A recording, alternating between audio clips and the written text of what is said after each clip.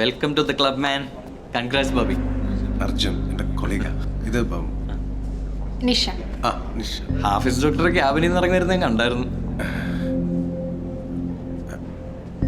വൈഫിന് എങ്ങനെയുണ്ട്? രാവിലെ എണീറ്റപ്പോൾ തൊട്ട് ഒടുക്കത്തെ ഛർദ്ദിൽ. ഭക്ഷണത്തിന് മണം കിട്ടിയാൽ മതി, അപ്പം തുടങ്ങും. വന്നൊരു ട്രിപ്പ് ഇട്ടിട്ട് പോകാന്ന് വെച്ചു. ഞങ്ങൾ ഹാഫിസ് ഡോക്ടറെ തന്നെയാണ് കാണിക്കുന്നത്. അടിപൊളി മനുഷ്യനാട്ടോ. അല്ലെങ്കിൽ ഈ ഗൈനക്കോളജിയിൽ ആണുങ്ങൾ കുറവാണെങ്കിലും ഉള്ളവന്മാരൊക്കെ പുലികളോ. നമ്മളെക്കാളും നന്നായി നമ്മുടെ ഭാര്യയുടെ സൈക്കോളജി മനസ്സിലാക്കികളെ.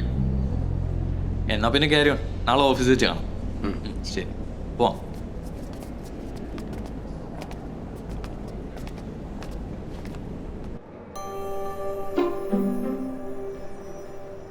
ഗർഭസ്ഥ ശിശുവിൻ്റെ ലിംഗനിർണ്ണയം കുറ്റപരവും നിയമപരവുമായി ശിക്ഷാർഹവുമാണ്.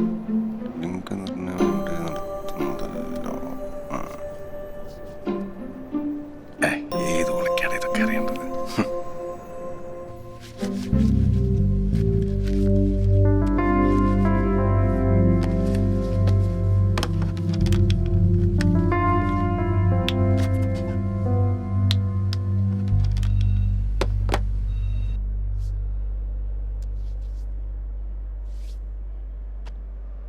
എന്താണ് ലിസ് ചെയ്ത്?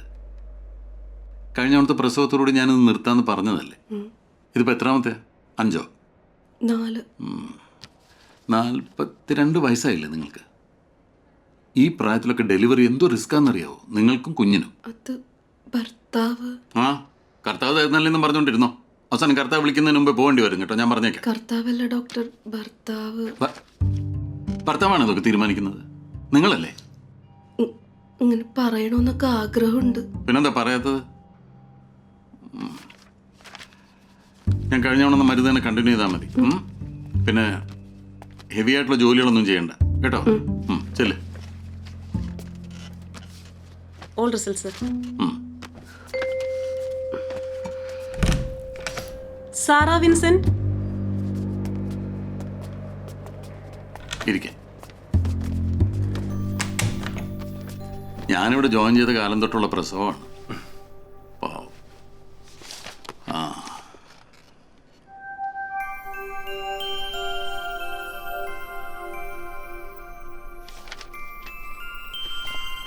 ഹാപ്പി ആയിട്ടിരിക്കുക രണ്ടുപേരും. കൺഫേംഡ് ആണ്? എനിക്കിത് വേണ്ട ഡോക്ടർ. ഇത് ആക്സിഡന്റൽ പ്രഗ്നൻസിയാണ്, കോൺട്രസെപ്റ്റീവ് ഫെയിലിയർ.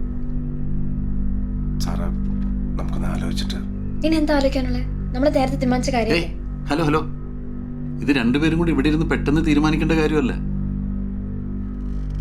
നിങ്ങൾ സമാധാനമായിട്ട് വീട്ടിൽ ചെന്നിരുന്ന് ആലോചിക്കും. എന്നിട്ട് നാളെ കഴിഞ്ഞ് മറ്റന്നാൾ എൻ്റെ OP കഴിഞ്ഞിട്ടൊരു കൗൺസിലിംഗ് ഉണ്ട്. അത് കഴിഞ്ഞിട്ട് എന്നോട് തീരുമാനം പറഞ്ഞാൽ മതി കേട്ടോ.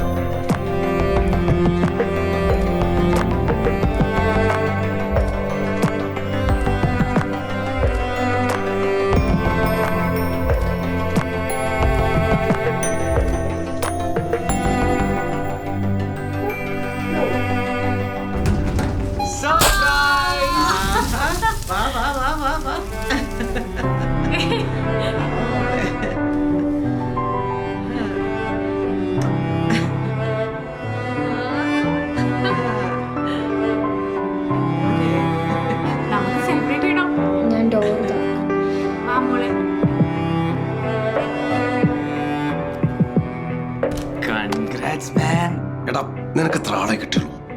അല്ല, ഹോസ്പിറ്റലിൽ നിന്ന് അർജുൻ വിളിച്ചു പറഞ്ഞപ്പോൾ അത് ഞാൻ പെട്ടെന്ന് എങ്ങനെ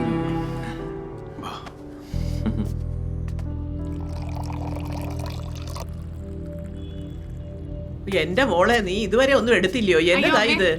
കഴിക്കാനൊന്നും ഇല്ലയോ? ഇത് മാത്രമേ ഉള്ളൂ? അയ്യോ അല്ലല്ല, ഇനിയുണ്ട്. അതുകൊണ്ട് അങ്ങോട്ട് പോയി.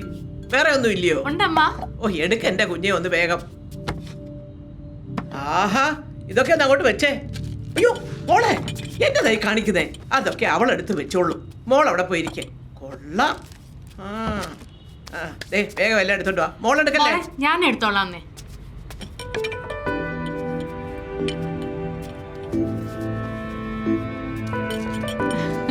എടുക്കൂട്ടോ. വേണ്ടടാ. എനിക്ക് വേണ്ട വേണ്ട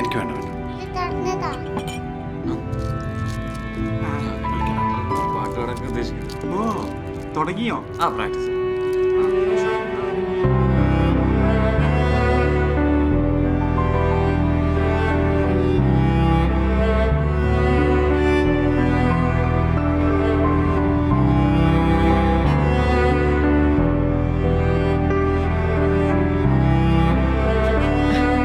ശരിടാ. ആ, ശരി.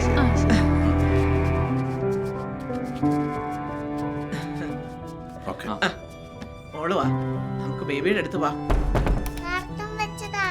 ഓ അതൊക്കെ വെച്ചാ ബേബി ഉണരും. വേണ്ട വേണ്ട.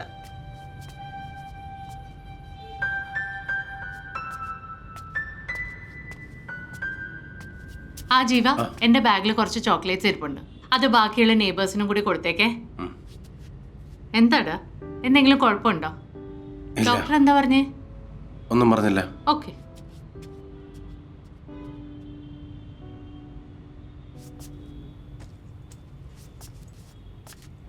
ദൈവം അബ്രാഹത്തോട് അരുൾ ചെയ്തു, നിന്റെ ഭാര്യ സാറായിയെ ഇനിമേൽ സാറായി എന്നല്ല വിളിക്കേണ്ടത്, അവളുടെ പേർ സാറ എന്നായിരിക്കും. ഞാൻ അവളെ അനുഗ്രഹിക്കും, അവളിൽ നിന്ന് ഞാൻ നിനക്ക് ഒരു പുത്രനെ തരും. അവൾ ജനതകളുടെ മാതാവാകും, അവളിൽ നിന്ന് ജനതകളുടെ രാജാക്കന്മാർ ഉത്ഭവിക്കും. അപ്പോൾ അബ്രഹാം കമഴ്ന്നു വീണ് ചിരിച്ചുകൊണ്ട് ആത്മഗതം ചെയ്തു, 100 വയസ്സ് തികഞ്ഞവന് കുഞ്ഞ് ജനിക്കുമോ? 90 കഴിഞ്ഞ സാറ ഇനി പ്രസവിക്കുമോ? മോളെ, ദൈവം തമ്പുരാൻ വിചാരിച്ചാൽ നടക്കാത്ത ഒരു കാര്യവുമില്ല. ഇതെന്റെ മോള് വെച്ചോ. അതാവേ. ആ. ആ.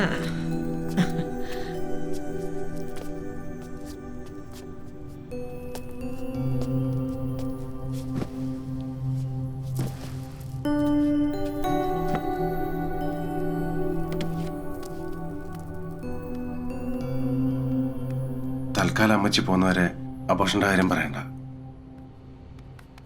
അത് നമുക്ക് പിന്നീട് സംസാരിക്കാം. The number you have dialed is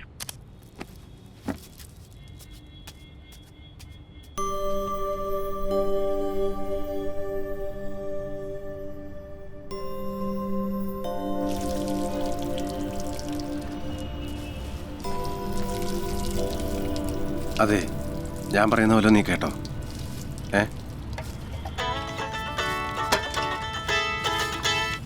hello. ആ സർ, ആ ഞാനിപ്പോൾ തന്നെ ഇറങ്ങാം.